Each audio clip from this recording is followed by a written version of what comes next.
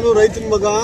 ನಾನು ಕಳೆದ 3 ವರ್ಷಗಳಿಂದ ಫೀಲ್ಡ್ನಲ್ಲಿ ಪ್ರಕೃತಿ ಉಳಿಸೋಕ್ಕೆ, ಹುಲಿ ಉಳಿಸೋಕ್ಕೆ ಊರೂರಿನಲ್ಲೇ ಇದ್ದನು. ಸೊ ಹಾಗಾಗಿ ನನಗೆ ತಾವು ಹೇಳ್ತಿರೋದೆಲ್ಲ ಸಮಂಜಸವಾಗಿ ಅರ್ಥ ಆಗಿದೆ. ನಿನ್ನೆ ಇನ್ಫ್ಯಾಕ್ಟ್ ನಾನು ಇಲ್ಲಿ ಬಂದು DC ಅವ್ರ ಹತ್ರ, ನಮ್ಮ SP ಅವ್ರ ಹತ್ರ ಮಾತಾಡಿ, ನಾಯಕರ ಹತ್ರ ಮಾತಾಡಿ, ಕೋಆರ್ಡಿನೇಟ್ ಮಾಡಿ ನೀಟಾಗಿ ಅದು ಏನಿದೆ ಅರ್ಥ ಮಾಡ್ಕೊಂಡು ಮುಂದೆ ಸರ್ಕಾರದ ಹಂತದಲ್ಲಿ ಏನು ಮಾಡಬೇಕು ಅದು 100% ಮಾಡ್ಸೋಣ ಅಂತ ನಿನ್ನೆ DC ಅವ್ರಿಗೂ ರಿಕ್ವೆಸ್ಟ್ ಮಾಡಿ ಹೋದೆ ನಾನು. ನಿನ್ನೆ ತಮ್ಮ ಕೆಲಸಕ್ಕೆ ನಾನು ಬಂದಿದ್ದೆ. ನಾಳೆ ಬರ್ತಾರಲ್ಲ ಲೀಡರ್ಸ್ ಅಂದರು. ಆಯ್ತಪ್ಪ ನಾಳೆ ಇವತ್ತು ನಾನು ವಿಜಯನಗರದಲ್ಲಿ ನಮ್ಮದು ಪರೇಡ್ ಇತ್ತು, ಅಲ್ಲಿ ಹೋಗಿ ನಾನು ಹೇಳ್ತಾ ಇರೋದು ಇಷ್ಟೇ. ತಾವು ಹೇಳ್ತಾ ಇರೋ ಇಶ್ಯೂಸ್ ಎಲ್ಲ ಸಮಂಜಸ ಇದೆ. ಓಕೆ, ಬೇರೆ ಬೇರೆ ಹಂತದಲ್ಲಿ ನಿರ್ಣಯಗಳಾಗಬೇಕಾಗುತ್ತೆ. ಬಟ್ ನೀವು ಆಡಳಿತದ ಮೇಲೆ ಭರವಸೆ ಇಡಿ. 100% ನಾವು ಸರ್ಕಾರ ನಿಮ್ಮ ಪರವಾಗಿದ್ದೀವಿ. ಅರ್ಥ ಆಯ್ತಲ್ಲ? ಯಾವುದೇ ಕಾರಣಕ್ಕೆ ರೈತರನ್ನ ಬಿಟ್ಟು ಯಾರು ಉಳಿಯಕ್ಕೆ ಸಾಧ್ಯ?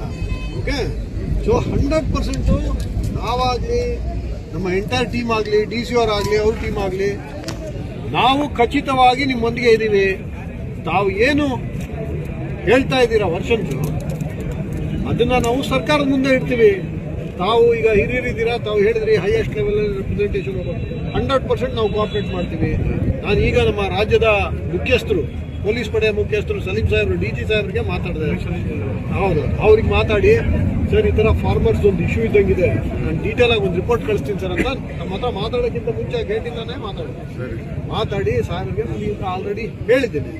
ಸರ್ ಇದು ಒಂದು ವಿವರವಾಗಿ ಅರ್ಥ ಮಾಡ್ಕೊಂಡು ಒಂದು ರಿಪೋರ್ಟ್ ಕಳಿಸ್ತೀನಿ, ಇದು ಅಪ್ರಾಪ್ರಿಯೇಟ್ ಲೆವೆಲಲ್ಲಿ ತಾವು ಸರ್ಕಾರದ ಮುಂದೆ ಪ್ರಸ್ತಾಪ ಮಾಡಬೇಕು ಅಂತ ನಾನು ರಿಕ್ವೆಸ್ಟ್ ಮಾಡಿದ್ದೆ. ತಮ್ಮ ಪರವಾಗಿ ಆಲ್ರೆಡಿ ನಾನು ಹೈಯೆಸ್ಟ್ ಲೆವೆಲ್ ನಮ್ಮ DG ಸಾಹೇಬ್ರಿಗೆ ಈಗ ತಮ್ಗೆ ಹಿಂಗೆ ತೋರಿಸ್ತೀನಿ ನೋಡಿ, ಸೀಕ್ವೆನ್ಸೇ ತೋರಿಸ್ತೀನಿ.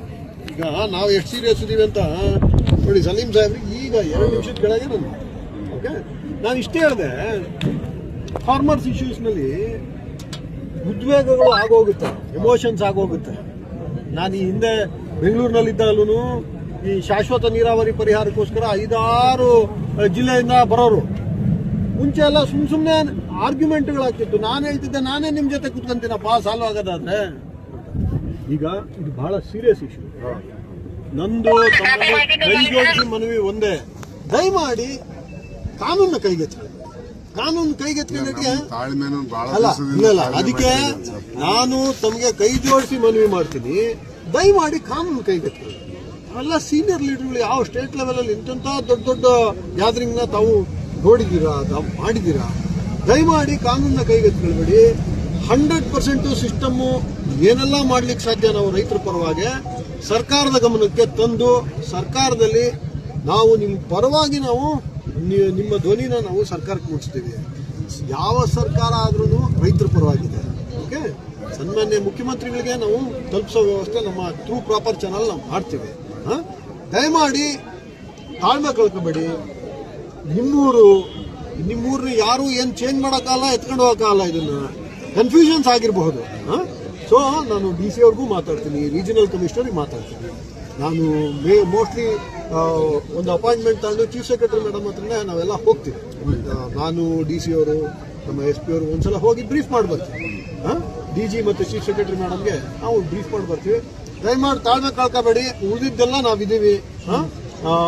ತಾವು ರೈಟಿಂಗ್ನಲ್ಲಿ ಏನಾದ್ರು ರೆಪ್ರೆಸೆಂಟೇಷನ್ ಕೊಡಂಗಿದ್ರೆ DC ಅವ್ರು ಕೊಟ್ಟಿರೋ ಕಾಪಿನೂ ನಾನು ಕಲೆಕ್ಟ್ ಮಾಡ್ತೀನಿ. ಅದು ಒಂದು ಕಾಪಿ ನಾನು ಕಲೆಕ್ಟ್ ಮಾಡ್ಕೊಂಡು ನಾನು ಒಂದು ವರದಿ ಕಳಿಸೋ ವ್ಯವಸ್ಥೆ ಮಾಡ್ತೀನಿ.